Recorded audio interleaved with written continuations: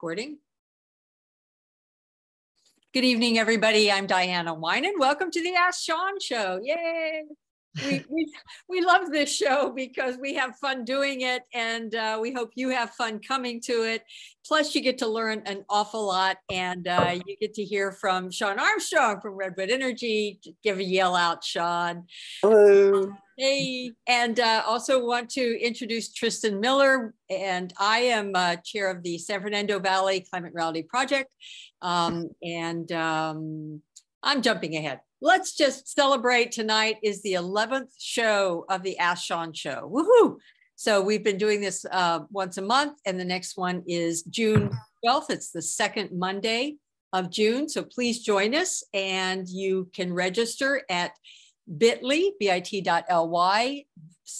Ask Sean Show. So we welcome you to, somebody said, Sean said the name abbreviates to ASS. So anyway, we've been recording these shows. So if you'd like to watch some of the videos, the Climate Reality Project Orange County chapter has them all on their YouTube channel. So maybe Linda or Tristan, you can drop that link in the chat so people can know where to go find some of the previous videos.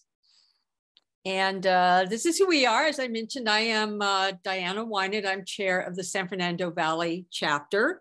And my co-host here is Tristan Miller. Do you want to say hi, Tristan? She's the Orange County. It's great to see you guys. And please put in the chat where you're from, what you're interested in electrification. And please go ahead, if you have a question for Sean tonight, go ahead and start putting it in the chat. We'll answer them throughout the show as well. And we've got some fantastic case studies and guests tonight. Yes, great. And I want to invite you all. Our chapter meeting, monthly chapter meeting, is the second Tuesday of every month. And tomorrow night is our chapter meeting. And our host is, our guest rather, is California Senator Henry Stern. So, he's a state senator. He's got one bill on Sepulveda Basin nature-based solutions, another one on school turf. I really invite you to come and join us. He is a real, as we say, he's a fierce advocate for environment, and he has some really good environmental bills on the docket this season. So all you have to do to register is bit.ly/SFVCR, which is San Fernando Valley Climate Reality. So hope you can join us tomorrow night. That's from 7 to 8:30. He's a fantastic speaker. I've seen him before. So passionate getting things done. It's great. Really is. And our special guest tonight is Sunite Forthel with OC Go Solar. And she is basically, we are going to learn about her electrification journey in her home in University Hills, Irvine. And before we get started, Sean's going to take us through that case study. But before we do, tonight, why don't you tell us a little bit about OC Go Solar? And I think you may have a few more people on your team on the call. So please introduce. Wonderful. Thank you, Diana and Tristan. And good to see you, Sean, Tom, and it's nice to see you. And I guess on the camera, we talked for a while. Yeah, then thank you for this great opportunity for OC Go Solar to co-host this wonderful show. We've been paying attention, and I have attended a couple of the shows before. Again, as Diana said, my name is Sunite Forthel, and I am the executive director of OC Go Solar. Our organization is a 501c3 nonprofit based in Irvine, with a simple mission to make solar energy and other also clean technologies accessible and affordable to all residents, especially to low-income and underserved communities. OC Go Solar has two very important and big programs. One of them is Solarize programs, which is the first one, Solarize Irvine. And then the second program is the SOMA program, which is Solar on Multifamily Affordable Housing. So I'll start with Solarize. And Solarize Irvine, we've been doing the Solarize campaigns in Irvine, and started out in our own community in University Hills in 2017. And last year, we were invited by the city of Irvine to partner and promote the Solarize Irvine campaign. It was an incredibly successful year. We had over 444 people registered to attend our solar workshops, which we conducted 3 of them. Over 130 people signed contracts to go solar. That process is still ongoing, even though the campaign is closed. And we are right now getting ready to launch our 2023 campaign season. And the big program, the second program we have, as I said, is the Multifamily Affordable Housing Program, which is called SOMA. It's a California Public Utility Commission program that helps low-income affordable housing tenants to benefit from solar energy, to save on their energy bills, and also have access to clean energy, which helps narrow the solar adoption gap. As we know, the upfront cost is still very expensive for most people, and especially people who live in affordable housing units that do not own their roof space seem to be always excluded from this kind of access to clean energy. Now I will introduce my board chair, Randy Crane. If you want to say a couple of things, or if I missed anything, you can add a couple of sentences about our programs. Hi. No, I don't really have anything to add. I think that was a great summary of what we're up to. Again, we've just basically been an all-volunteer organization until last year. We're actually going to the city of Irvine tomorrow to city council meeting to request funding for this next year so we can add some staff and bulk up. The challenge here is really reaching people. As you can imagine, there's no email list for the city of Irvine. So we're hoping to put some more talent into marketing and public outreach. But other than that, I'm just looking forward to seeing what they're going to do with your house. So turn it back over to Joe. Yeah, Randy's a little bit ahead of me because he's got solar panels and then also got heat pump HVAC last year. Yeah, we'll send it back to you, Diana. Thank you. That's great. Thank you very much. And we also have Nathan Taft as a guest tonight with Stand.Earth, and he is going to share some information about what they're going to do. So thank you, Nathan, for being here. You guys will want to stick around for what he has to say. But before we get to Nathan, let's go ahead and get Sean in here so he can start to tell us all about Sunite's journey into electrification. All right, then. Cool.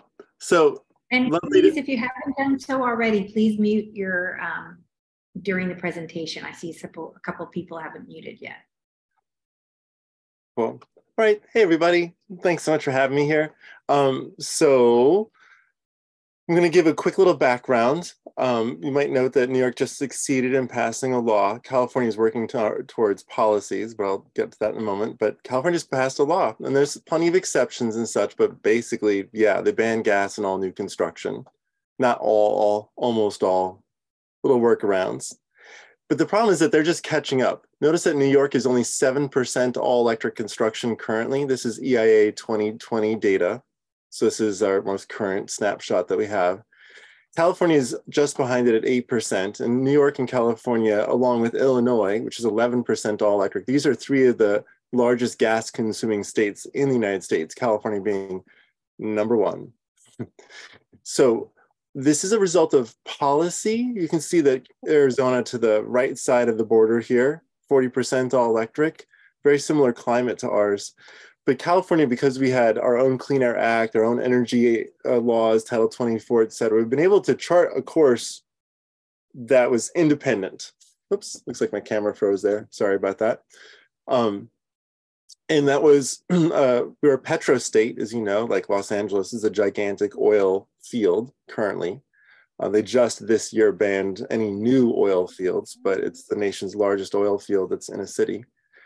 And so for quite a while, the fossil fuel industry has had most of our Congress people in our state on their speed dial. And let me just make sure that my audio is set right. Good. Okay. So the upshot of it is, looks like maybe someone needs to mute. I'm not sure who that is, but I just hear a little murmuring in the background. Anyway, so it doesn't have to be this way. That's my point. So New York has passed their law. California can pass theirs. We're starting from the bottom. We have to get our way up to the top. Just because we have supportive politics doesn't mean we actually have the solutions unless we pass our own laws. Just noticing in the chat. Oh, good. Okay, yeah, welcome, Steve Miller. So what California has instead of a law is we have policies that our governor is encouraging and has made emergency declarations. This is real work California activists have done in getting the governor to declare an emergency, getting the Air Resources Board and the Air Quality Management Boards, which are two different organizations that kind of interlock. So on the left-hand side, the Bay Area Air Quality Management District is declared starting in 2027, that's heat pump water heaters will be required. No more gas sales of water, no more sales of gas water heaters, new construction or retrofits. 2029, I believe we get onto HVAC heat pumps. CARB is announcing bans that start in 2030, although they have other ones that are more accelerated for some diesel engines and such, imports and things. And can we do it? Because pretty much every house in California has a 100 amp service. That it's an amount of power that's delivered in a moment. 100 amps is the maximum that would be able to come through a wire without it overheating and melting. So this is a really fun study of tens of thousands, or actually hundreds of thousands, literally, of homes in Sacramento. And in the blue line, you can see this is the peak power demand of a gas electric hybrid home. And so the average peak is around like 24, 25 amps and all electric. And these are homes that have inefficient electric resistance heating for water heating and space heating, not even like modern heat pumps necessarily. But that's closer to like 33 is the peak. And you can see pretty much everyone is done using electricity by the time you get to 80 amps. But there is still perhaps 1% of households that can go. There's always, people can get crazy. There's, there might be a single household in the whole city that's using 300 amps because of, I don't know, their welding or whatever. So my point here is that pretty much everyone on this call has at least 100 amps and you're not even using it. And you can electrify, because you see the all electric homes, they too are fitting on 100 amps. We have enough power already. We don't have to upsize our services and wires and et cetera. And these peaks, by the way, don't happen necessarily at the same time, because we now get with space heating, you get a winter peak. But when you go to a cold climate heat pump, like a good heat pump, you also get a lesser summer peak because they're way more efficient as air conditioners. They're not like SEER 12, they're SEER 19, SEER 20, SEER 42 even. So the peaks can shrink in the summertime when we have real grid stress as we electrify. Now, we're going to go to tonight's house. Here we are, the Forthwell residence. It's a 5-bedroom house and an office, has 3 bathrooms, about 2,800 square feet, built back in 1994. So it has insulated walls and insulated attic, and the windows are okay. And, it's not just a classic house in Southern California. So house doesn't get very hot, but it does get cold in the wintertime. It's true, actually, more energy is used in the wintertime in California for space heating than energy is used in the summer for air conditioning. It's just our summertime peaks. We get big peaks, but just generally, people struggle with it being cold in California. It's like one of these things people don't talk about much, but it gets cold in the wintertime. We got a 4 kilowatt solar array up there. That's great because that's about the right amount. You could almost double that amount of solar and still fit on a 200 amp service, which is what we have here. And you could even do more with a variety of technical strategies we could talk about, but just noting here that you have plenty of panel for plenty of service to your house, the 200 amp service for even a larger solar array. And this is what a 200 amp panel looks like. This is hers, theirs. And Tom, we're going to hand the mic over to him towards the end in a few slides. Tom did a terrific analysis of how you would add more electric devices, because note that this box has a lot of black ink next to it. Most of these circuit breakers are in use. There's plenty of space on the service, but this panel potentially could need replaced. This metal box with the metal connections, if you're not thoughtful about how you might put in smaller circuit breakers, just a little bit of work here so you don't have to put in a new box. It's just an expense that you don't need if you can avoid it. Okay, I already mentioned I got the solar array up there, and then there's an EV charger, level 2 EV charger. Level 2 was it 30 amps? Do we know? 20? I think Sonite is a 50 amp circuit with 40 amp flow. So level 2 is usually 20 to 40, right? Level 2, so you're right up at the top. Good for you, fast charger. But here is your gas range. You have an electric oven with this gas range. It's 30 inches wide. So what would you do to get rid of this? You have plenty of power in the house, so you'd still need to wire to it, like a new 240 volt wire. And here's an example. It's one of my favorites. Samsung has, they do these little blue LED lights that light up to look like flames. So if you're trying to transition from like, what is the amount? I used to use a flame to tell me how much heat I was adding. It's just like that. And it really looks like little blue flames on it. So as just like an emotional transition, if you're a little reluctant to change your life, this is a really easy one. Let's see here. Oh, the price, you see that, $1,700, 1700. Then GE, they've got one for about $2,000. I don't like it as much, but whatever.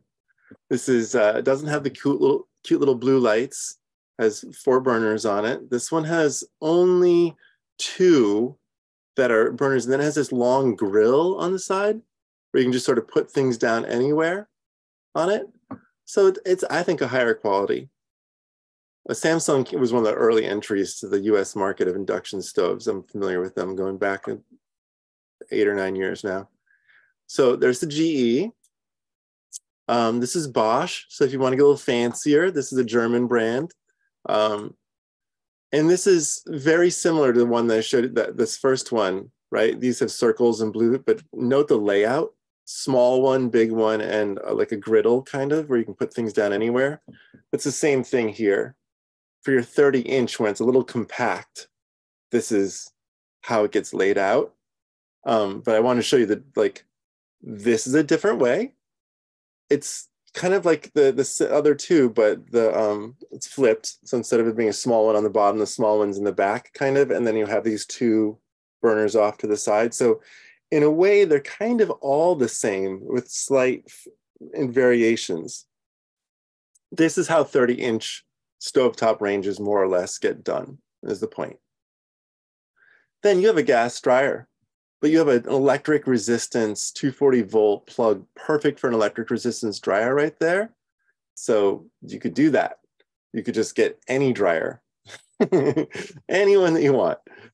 But if you wanted to go with a lower power option, just want to show you these things. So if this is, all 3 of these can plug into any outlet in your house, a 120 volt outlet. No, there's a 120 volt outlet there now for the washing machine. So if you, there's probably 2 outlets there, one for the washing machine, and you could plug this in as a dryer. Now these dryers from left to right, on the left-hand side, this is a 120 volt heat pump dryer. So this would use maybe 1/2 to 1/3 as much electricity over time in order to get your laundry equally dry as an electric resistance dryer, but it'd take 2 or 3 times as long to do it.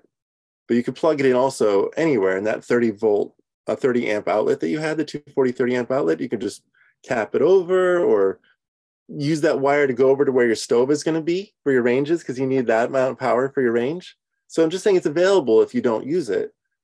In the middle, this is an electric resistance dryer, but it's, once again, 120 volts. So it's going to dry for at least twice as long, but you don't have to rewire for such things. And then on the right-hand side, also 120 volt, this is a condensing washer and dryer. This is what I have in my house. I like them very much. But it's true, sometimes the laundry is left a little damp at the end, and they have condensate. So you have to deal with water as opposed to having a hole in the wall where you blow all the vapor out. So that's true for the heat pump dryer. They're condensate based and condensing washer dryers. So the left and the right are both ventless, 120 volt, and the one in the middle is vented electric resistance.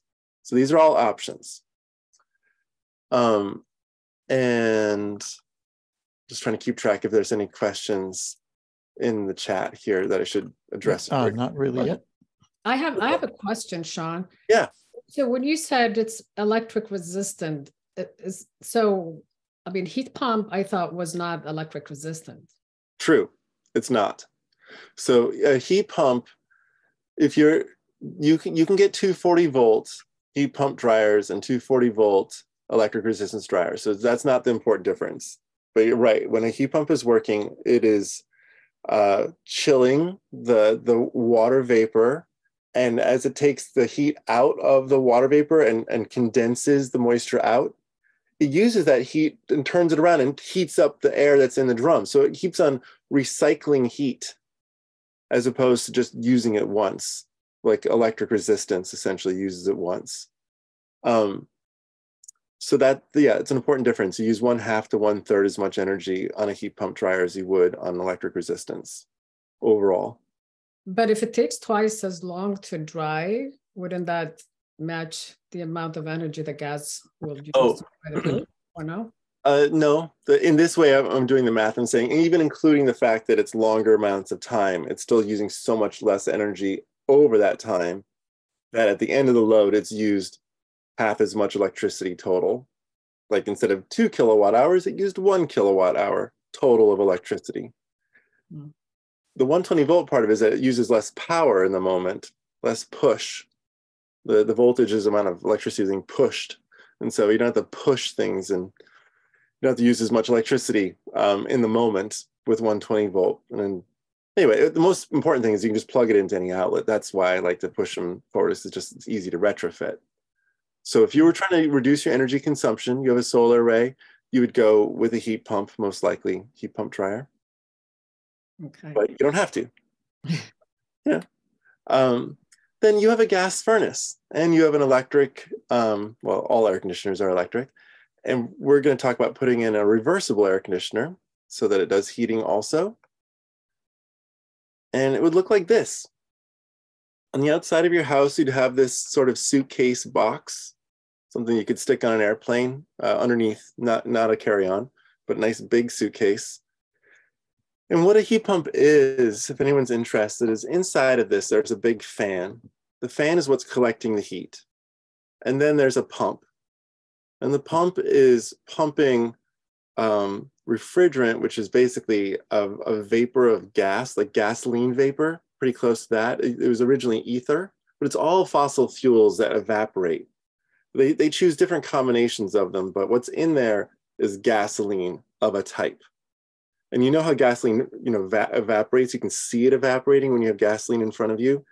They use that process of these gases evaporating, like boiling essentially, and turning into vapor so easily that when it boils like that, it sucks heat into it. And so they're using this process of gases that boil at like -50 Fahrenheit, -30, -50, -110 Fahrenheit is when they boil, and so they turn into vapor.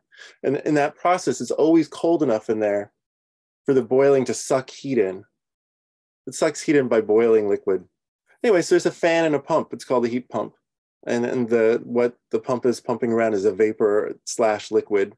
They just keep on like evaporating it and boiling it in a little closed loop cycle.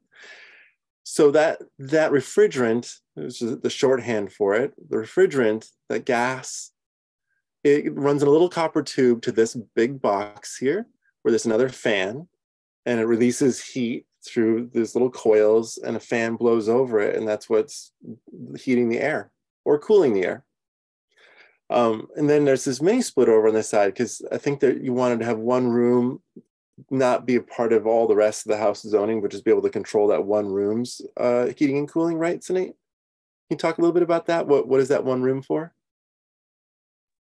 Which room are you saying? Oh, the ductless mini split on the far right the side. master bedroom. Yeah. So the issue that we have is the furnace is in the garage, which is the furthest area away from the master bedroom.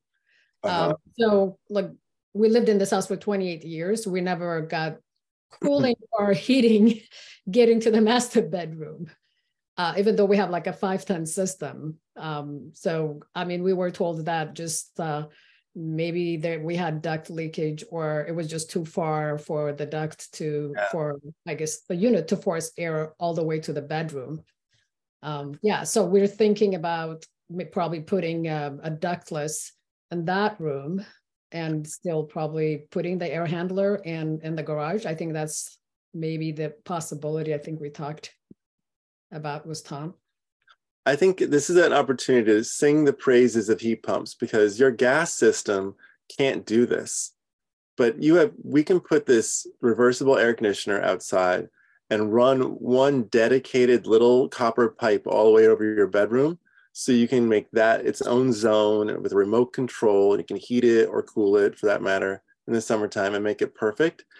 Can't do that with gas. And we could run a pipe of gas, I guess, all the way to your bedroom, and then burn it in your bedroom, like in a wall furnace, old school style. So it's true, but this little air condition, and it has a nice little remote control, and it's super quiet and safe. Running more gas is more dangerous.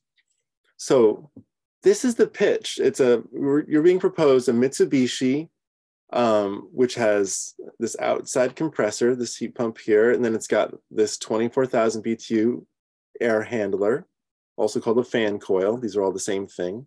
And then you have a little 12,000 BTU ductless mini split little fan coil here on the wall, and you'd be set. And all this stuff costs about $6,000, and then it needs to be installed. So you should expect that it's going to be triple the price. That's generally how businesses work. Often materials are 40% and labor is 60%. But that is close enough to calling it triple the price that you might as well just do that for simple math. So I would take a stab at this being in the range of $15,000 to $18,000 to install. And you're going to try to get 3 bids so you can get it closer to 15 grand or 14 grand. This will be the most expensive part of electrifying your house. And you want to resist having them put in new ductwork, because ductwork will double the cost. And they know that. And so they'll always encourage to put in brand new ductwork instead of fixing what's there. And that's what you want to do, is don't throw it in the garbage, just fix it up. You don't have to do anything crazy. Your water heater. Here's your water heater, a 50-gallon water heater. And so we're being proposed to put in a 60 to 65-gallon water heater, just a little bit bigger. And there's 2 kinds of heat pump water heaters that are this. There's a range of amount of power that heat pump water heaters take. Some of them take 30 amps. 30 amps equates to 4,500 watts. So that's like 2.5 hair dryers on full blast, 30 amps. You can get these 15 amp models. Stiebel Eltron and Rheem both make 15 amp, 2,250 watts. Those are the same thing. Water heaters. And then you can get water heaters that are like 1,400 watts and 900 to 500 watts. But this is the happy medium, where you both have a really good heat pump that's mostly just doing heat pump work, but you also have an electric resistance backup element in case it gets really cold where this is located. Tom, where is this found? Why were you recommending the 15 amp instead of the 500 to 900 watt one? Oh, just because she had such a big panel. Oh. It's just a luxury of extra capacity, but to be kinder to the neighbors, could go with the 120 volt. And also you'll see when I get to the usage slide, her water use is not very high. So 120 volt in her garage. Sinead also mentioned her garage door faces north, and so it doesn't get heated by the sun like her neighbors on the other side of the street have very, very hot garages. She has a cold one. And the 120 volt water heaters, they have a dilemma where they cut out at about 37 degrees Fahrenheit. If the garage got that cold, it stops to avoid getting frosted. Yeah, and I have, your water heater can store your water piping hot for about 2 days, up to 3 days. So if it turns off for a couple hours at night, and they only run for 1 hour total in a 24-hour period, up to 4 hours, so it might not even be running at night at all. So you could put in a 120 volt tank in your garage, and or you could put this in too. This one will require a new 240 volt line as opposed to just plugging it in anywhere. And that's about $500. So that's a choice you have. And I'll note that the Stiebel Eltron is usually about $1,000 more expensive than Rheem. Stiebel Eltron is like German manufacturing, and they're kind of snooty about being super high quality in their manufacturing, and that's an American-made product made over in Vermont. Rheem is made over in Atlanta, near Atlanta, Georgia, and they're just like everywhere production. So, some people would argue that you pay for what you get. So all I'm saying is that these are two different prices, but I use Rheems in all of our projects, and they're great. Sean, could you talk about the 120 as opposed to the 220 water heater, like cost-wise? Because I thought the 120 was going to be cheaper, but it's not. It's not because, well, if you include the cost of running a 240 volt circuit, and that could be $500. And if it triggered some other wiring, it could be more than $500. So if you include that cost, buying the heat pump water heater, what the 120 volt ones, they have a thermal mixing valve so that you can store the water at 140 Fahrenheit and have it come out at 120 Fahrenheit. And that extra thermal mixing valve that they add so that you don't need electric resistance, it has a cost. So electric resistance is cheap. It's just a hot wire. It's just like a rod of metal that gets hot. That's all. So it's a cheap thing. The thermal mixing valves are a little bit more expensive. But if you can't or don't want to run a 240 volt line, like in apartments and condos, it can be hard to run wires because you could be disturbing other people's walls and such. So sometimes it's cheaper to put in a 120 volt tank, even though it might be $200 more expensive to buy. Maybe it's $2,400, not $2,200 for the exact same size and manufacture and things like that. But maybe it's less expensive because you can install it anywhere. Anyway, that's why it was invented. It was invented for some of the more difficult situations to install where you couldn't run a 240 volt line, which is, I'm not saying it's easier because you have to run a 240 volt line, but it is a little bit cheaper tank to buy that tank as opposed to the ones with the internal thermal mixing valves. That's what's going on. Great, thanks. You're welcome. Okay, now Tom, the click to my clack. Tom, could you please explain this fantastic explanation of like how the billing works here? When she electrifies, what will we find out? Sure, thanks, Sean. So this is just a little part of the spreadsheet I was using to analyze Sonite's home usage. And so I took a look at our gas usage for the different months of the year. And by looking at how low it got in the summer when it was just doing cooking and drying off to the left in columns E and F, thanks. We could tell that she wasn't using very much gas for that, and so it's about 18 therms for each is what I was assuming. And then there also would be hot water use, and so that on an annual basis that's about 67 therms. And then we could tell that the winter usage would get a lot higher, and so the rest of it was used for the furnace, and that was kind of split. There was an energy audit done that found 20% of the furnace use probably went to duct leakage. So that's the far right 28 therms, and the other 111 therms made it into the house, keeping her warm. So that was kind of just how we look at it to allocate all the gas use and figure out where it is. And then that next row below it is just multiplying by the efficiency of each one of the devices. How efficient is each one at converting gas into heat? And you can see on the far left, cooking, it's really not very efficient. Most of the heat from a gas burner ends up kind of in your face or in the vent hood, trying to get out of your house if you're lucky enough to have a vent hood. And but for other things, they can be pretty efficient. Up to some of the best furnaces up to 90% efficient. And so by multiplying by the efficiency, we get the actual therms of heat in the next row below. and that's per year. And so then we know how much heat does it take to satisfy all those end uses, we call them, those 5 different end uses. And then now I put in the assumption for how efficient are the different electric devices we'll be using. And so like the induction cooking on the left is about 90% efficient. And then the dryer, heat pump dryer is about 200% efficient. You put 1 unit of electricity into it, and it gets out twice as much water as a unit of heat of gas would have, because it's doing heat pumping. And then for the hot water, it's about 300% efficient, and almost 300% for the heat pump. And so those are those numbers Sean's highlighting there. And so then I just convert over from the therms, which are 100,000 BTUs, over into kilowatt hours, which are only 3,400 BTUs each. And that tells you the number of kilowatt hours for each of those end uses. So doing all of this electrification, giving her the same service that she's getting now would be about 1,900 kilowatt hours per year. And then I just put in a couple of hypothetical costs there. Electricity at 30 cents a kilowatt hour and gas at $3.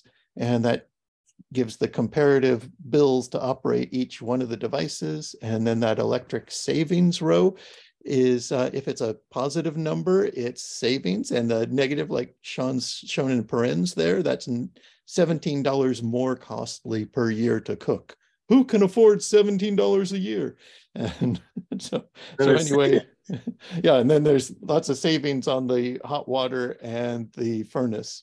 And total, the savings in this hypothetical is about $100 a year. So it's, you know, if all you're using is grid power, it's hard to get rich or get poor electrifying your home. It's not that much difference in operating costs. And she has a solar array. Right. So and with 4 kilowatts going in, her electricity is potentially lower than 30 cents in its cost. And I'll just note that each of these numbers could be wiggled. The efficiencies of each of these might be 10% different with a different product or different assumptions. But this take home of that, we've studied this over and over and over and over and over. In California, it's more or less break even when you electrify, unless you put solar on the roof. And then you can get such cheap electricity that that's a whole new opportunity to lower bills. And to Tom's point, you're not going to get rich, but you can also get ahead a little bit, you know? Yep. Yep. And then the rest of the sheet is just looking at using the gas use data to size the heat pump for space heating. And sometimes we've got actual daily gas usage. And in tonight's case, I had monthly usage. So I picked the highest month I could see out of the prior 18 months. And then figured out what is that average per day was about 151,000 BTUs. And that's that kind of top row up above there, 151,000. And then I just assumed that the peak day of the month would be 3 times the average, because we get these cold snaps. So that'd be 450,000 BTUs that we need to deliver from the heat pump. And assuming that we just wanted it to run 16 hours at its rated level, because heat pumps, they like to run nice long hours and just keep going at a moderate pace. And so that told me, how many BTUs per hour were needed, and it's 28,000 in that row right below, and dividing by 12,000 BTUs in a ton, it came up to just under 2.5 tons in that bottom row. So that was here. Note that this is what that math that he's doing is showing us that at the peakiest of the peak, at the worst moment of the year, 28,000 BTUs is needed. And that's how we got to the sizing of 30,000, 30 kBTUs, 30,000 BTUs per hour. Those two things match. You size your pump for the worst possible moments. And that's what Tom succeeded in doing there. Yep. And so, and that would just have it running at its regular rated power for 16 hours. They can run even higher than their rated power, so it could finish the job in 12 hours, but there's still lots of slack in that peak day anyway. So that gives me confidence to be recommending a 2.5 ton heat pump. And so that's the 30,000 BTU rating on that. Great. Well done, Tom. Because thank you, Tom. And not to mention all the health, all the health, how much your health improves when you don't have gas going through your home. Now, there's a question here. I'm going to stop sharing and I'm going to show what the question was. Pardon me here. So Jake Comer was asking about his heat pump. Oopsie, looks like, there we go. So this heat pump water heater is a 30 amp model. This is the most standard thing that you can get out there, 30 amp, 240 volts. So it has the biggest electric resistance element, and those are the ones that are not specialty products. Cheapest, that's the cheapest one you can get. And if you got a 15 amp one, like was recommended, it'd use less power, but it costs a little bit more. It'd probably be like not $1,700, but $1,900. And getting the same 50 gallon and 120 volts would probably cost $2,200. I just saw that from Pace recently. So $1,700 versus $2,200, that $500 spread is the $500 it might cost you to put a 240 volt line in. And I'll say it again, that was done on purpose. There's so many situations in which we couldn't run 240 volt 30 amp lines that, years of research starting in 2016, field research, literally millions of dollars spent to try to figure out how could we get a water heater that could plug in anywhere. And so that's the product that's come out with the thermal mixing valves and 140 Fahrenheit storage and yada, yada. So this is a good water heater. Go ahead and get it. And if you want to run it in heat pump mode, you can. You can set it to heat pump mode so it doesn't use electric resistance, and that will save you some money.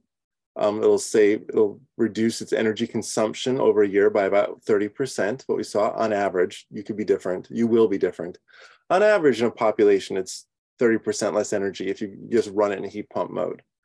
But all that is to say, go ahead and get it. Like, get a heat pump. and if you don't mind putting an electrical line, this is a great one.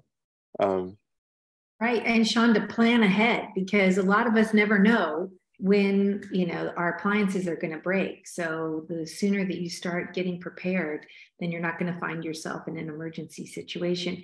In terms of the incentives, real quick before we go to Nathan, because we want to have our next guest, what kind of incentives or rebates or things like that might Sonite see for her home? Well, there's the tax credit that is available to everybody through the Inflation Reduction Act. It's $3,200 a year that you can take, and it can't be more than 30% of the cost.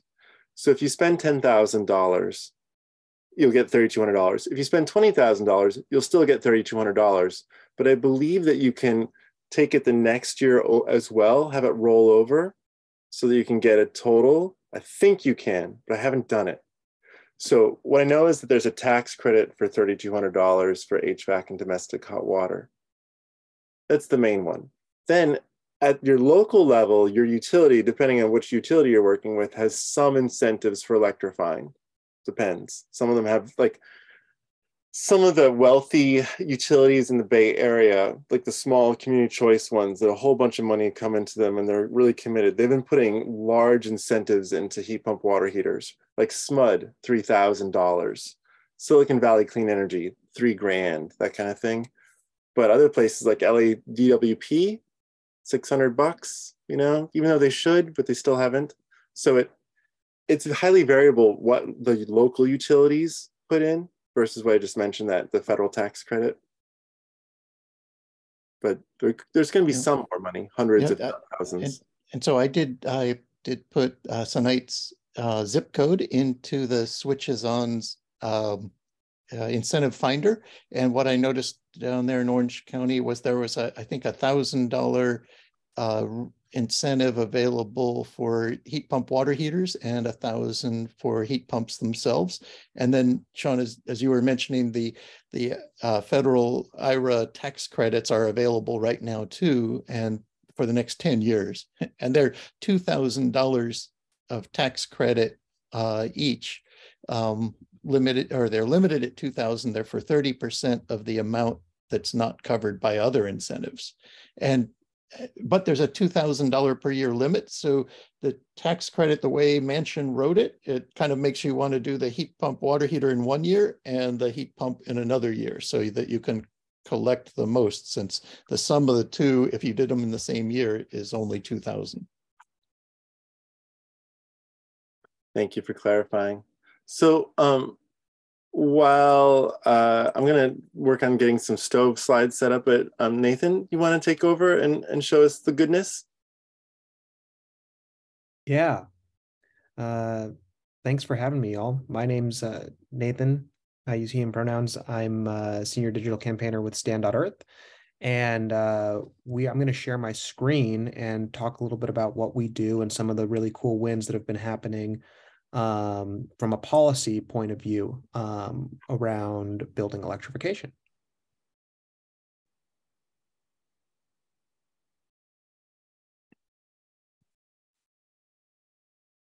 Everyone see the presentation okay?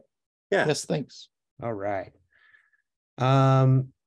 Yeah, so Safe Cities, basically what we are is we're an environmental nonprofit, and we work with local elected officials and with local residents, local people, in the community who want to phase out fossil fuels. By doing policies like building electrification policies is one of our most popular policies that we use to do this, by basically saying, if you're going to put new construction in your city, that it's going to be all electric, so that the new stuff going in is already wired, is already all set up, and you don't have new gas hookups.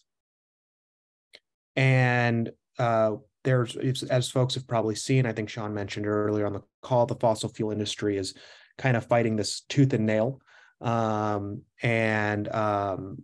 what's been really interesting, with the reason we've been finding that we've been having success, is that the fossil fuel industry can't be everywhere at once. And local governments have really taken the lead. As folks maybe know, Berkeley, starting in 2019, passed a building electrification policy that's dealing with all kind of legal troubles now, although that's a whole other separate topic that I could talk for a whole hour about. But a lot of other places have passed similar policies that are configured a bit differently. And what it's led to is that the fossil fuel industry is kind of freaked out because they can't be everywhere at once. They can't stop all these individual cities passing policies, whereas at the state or the federal level, it's a little bit easier for them to take action and stop movements that would phase out fossil fuels, and in this case with electrifying buildings. So like I mentioned, one of the policy areas we focus on is building electrification and transport electrification. And we've had a bunch of victories. I think it was like last year we helped in some way, shape, or form more than 39 places across the United States and Canada. Locations pass building electrification policies. One of them was Richmond. I know there was the New York City one, although we weren't super involved in that one. But there was Bellingham in Washington State. And then what we're seeing, which is really interesting, is that as local places are doing this more and more, it's actually putting pressure on states to take action and put in pressure from the state level to actually implement building electrification policies and updating building codes at the state level. So after a bunch of cities in Washington did it, Washington State moved to make sure new buildings had heat pumps. And most recently, as this the same editorial that Sean shared, Great Minds Think Alike, was New York basically passed a really robust building electrification policy. And now there's talk about, why can't California do that? Why can't California do the same thing? So there's a lot of energy and movement in this area. As you can see, there's been safe policies all over the world, although this is not just building electrification policies. This also includes limiting fossil fuel infrastructure, such as gas stations or other pieces. But here we're talking about building electrification. But yeah, I think that the core of this is that the gas industry is freaking out. They're really scared by this strategy. They've called it an existential threat. They've called it death by 1,000 cuts. They're throwing lawsuits. They're throwing state preemption laws. They're doing everything they can to stop cities from basically electrifying the buildings in their community. And as important as the work that folks are doing on their own homes and their own individual spaces, What's even more important is getting that change done at a municipal level and basically making sure that new construction is all electric. So folks who move into those homes and live in those places don't then have to do what everyone is going through and having to, like what Tonight was having to do, and having to re-upgrade and change all those pieces and do all those things. It's already will have been done for them when they move in. And so one of the things, so we, like I mentioned, we help folks do these types of policies. We have a repository of all the policies on our website that folks can kind of look up and look through and use as a template if they want to use them in their own community.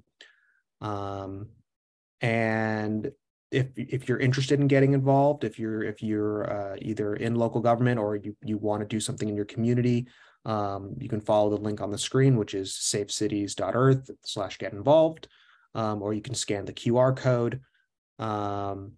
And feel free to message me, Nathan@stand.earth, or the general safe email. And what folks are doing in this space is really, really encouraging. And as important as the individual changes are, the system-wide changes are going to be even more important to kind of keep our climate safe. And then also from a health perspective, as many folks know, the gas stoves causing 1 in 8 cases of asthma. So there's a lot to be done. Thank you, Nathan. That was really good. Thanks for letting us know and sharing that information with us. And by the way, Tristan, did you put the link? I think I saw to the petition. I sure did. In the chat. All right, so check that So out. we have a little bit of time left for questions and just technical questions.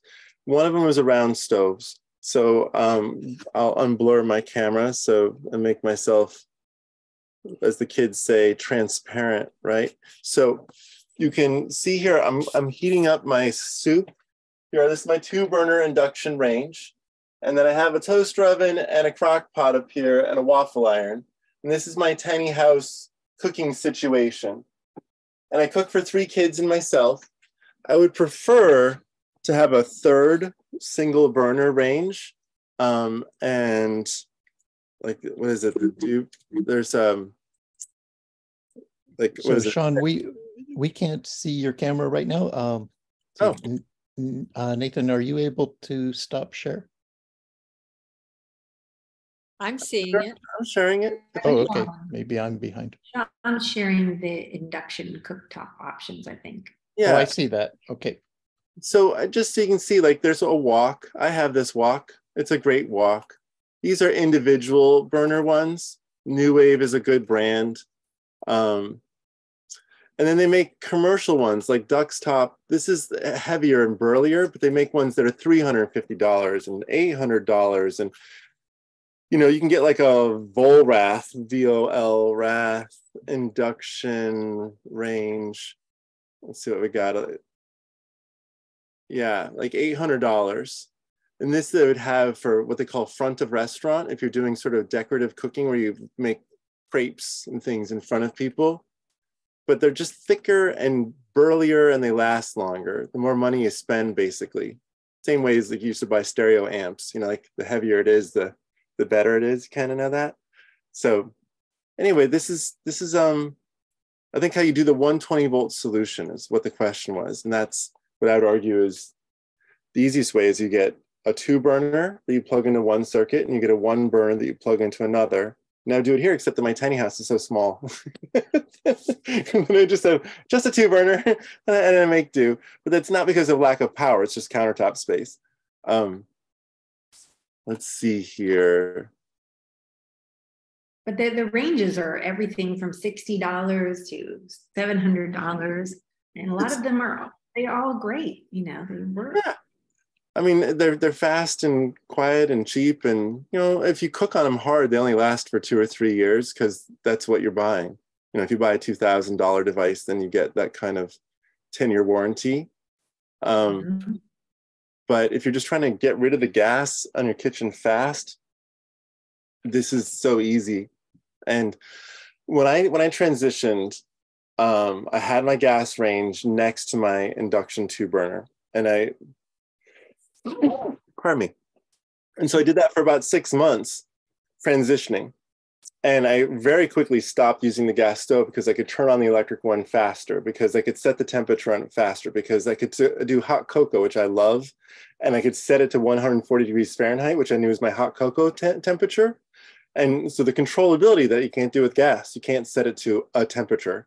I just quickly stopped using the gas stove out of disinterest. And I'm a very ambitious, active cook. And I was just like, oh, this gas stove isn't as good. It surprised me. I wasn't ready for that. It was just true. It wasn't as good. So going through the questions. Let's see. And I just want to give a shout out to Steve Miller from New Jersey, saying that he's hosting Jersey-wide monthly building electrification webinar too. But we do ask Sean for any state, any community, please, let us know if we can be helpful in your town. There's a good question here from Amir. Amir wants to know, how can we get to backward counties and states like Florida that ban even the mention of climate, let alone electrification? Let me show you what I consider the answer to that question. Okay, so Florida is 77% all electric already. And I think that in parts of our country that are ideologically opposed to believing in climate change or solutions or whatever is the rationale, coincidentally, the building community of those states, 95% of people's homes are built by developers. So what you're dealing with when you look at this green is the development community. We build almost everyone's homes. And they're saying that all electric was cheaper for them to build. 41%, 37%, et cetera. That's essentially what they're saying, is that there's a significant chunk of the population in that state that believes in all electric construction. And I would lean in that way, like, don't talk about climate change, talk about it being cheaper and faster. And as a person who's had to deal with, I work in affordable housing, but nonetheless, affordable housing owners act like millionaires that they are. And so their political leanings are such that when I worked in an affordable housing developer, I would hear just like Rush Limbaugh on one side and Bill O'Reilly on the other, and just go down the list of Michael Savage. I learned all new names of radio hosts I didn't know were people when I worked at that affordable housing developer. And what I broke through on was like, all electric is going to be cheaper and faster to build. They agreed. And I said, and solar is going to lower the cost of electricity cost effectively within like 4 or 5 years. We're going to make money on this. And they're like, that's also true. And that was just those two fact statements have gotten me through all sorts of weird conversations for years now with these owners who are not at all politically aligned with me. And even just like literally last week, the owner of that company that I'm mentioning sent me one of these hair on fire emails about how renewable energy was going to literally lead to the end of civilization. That's what the article's point was. And he sent me with an unhappy face. He's like, is this true? Unhappy face. Like, no, if this was true, you would not be profitable for our 28 zero net energy apartment complexes we built together. It's not true. Solar is cheap. Your financial bank accounts prove it. And that, at the end of the day, was the answer, because ideologically, I could not convince him. I sent 2 emails with like all the stuff, got nowhere. Sent him an email, just said, look, your projects prove it. And that was the end of the email chain. And he just stopped being upset. So that's how I deal with people who don't at all agree. I just say it's cheaper and faster and solar makes you more money. And let's all just, you can go to your church and I'll do what I do on Sundays. And so that's my recommendation, is just talk about it being cheaper and faster and more profitable. Sean, it's interesting. One of the economic piece is definitely a big part, but we found a lot of success is talking about the health piece of it as well. No one wants their kids to have asthma, right? You tell them that 1 in 8 cases of childhood asthma are caused by gas stoves. That's a freaky statistic. Okay. Now, the pushback on that is that guy, the person just mentioning, the Republican who thinks that way, he was proud about saying, oh, there's lead dirt in that place. Bring it over to my house. I'll let my kids play with it. Let's build a BMX roadmap out. We'll just get all the kids out of their bikes. And he literally did. And so some of these people are such magical thinkers that they don't understand how toxins work. They can't think through what a chemical compound does to someone's body. They only got to high school and they're done. And they didn't even like it, They They weren't the kids who paid attention, and they own companies because they're fourth generation wealthy and they didn't have to study in high school. That was the whole point. So it's like that crew of society, even the health stuff, they're like smoking cigarettes while they're talking to you, say, I don't care. But money and getting it done easier and faster, that, I swear to God, is the lowest common denominator I've found with people I think that are almost crazy. Yeah, you definitely got to know your audience. Yeah, I in my mother's house, her husband loves to cook and he's got this huge gas stove, and I just walked in and I'm like, oh my gosh, it smells like gas in here. You guys better turn on that fan. You know, there's all those toxins and benzene and all that stuff. You know, did he? It's like, oh, I didn't know that, right? Hopefully. He's like, well, I usually do have the fan on, and he turns it on. But you know, just starting that conversation, how I can. For the next, I think in a month when we do our next show, I'm going to have a video to show you. I've had one of my staff with an infrared camera videoing the plumes of smoke that come off of stoves that we can't see. And you can see it surrounding like his mom's face as she turns on the stove, just like clouds of smoke around her that are invisible otherwise.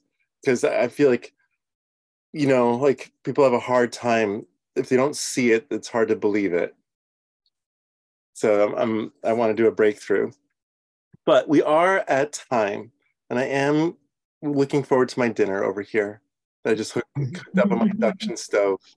Thank you, everyone. Yeah, thanks everybody. Thank you, Nathan. Good night, and Nathan. Thank you all, and we'll see you next month, June 12th. And if you'd like to hear Henry Stern, please join us tomorrow night. Can I bug you guys just real quick? Can we take a picture? Everybody turn on their cameras. People want to. I want to say thank you also to Sean and Tom. This is amazing. Am I getting a copy of that proposal? Yes, I was just saying in the chat, we will be sharing that with you. Hey, Jake. Hi. Okay, here we go. Picture 1, 2, smile. Okay. Great. Thanks everybody for joining us tonight. We look forward to seeing you next time. You guys have a great evening. Thank you. Happy Electrify. Bye-bye. And yes, tonight we will be sending you the PowerPoint, and we want you to come back so that we can follow your electrification journey. And if you have more questions, we're totally here for that. Yeah, absolutely. I think we're starting with the HVAC, heat pump, and then the stove. Great. Yeah. Perfect. All right. Thank you. Tom, thanks for your help tonight. All right. Thanks, everyone. Take care, everybody. Hey, Randy. Thanks, all of you.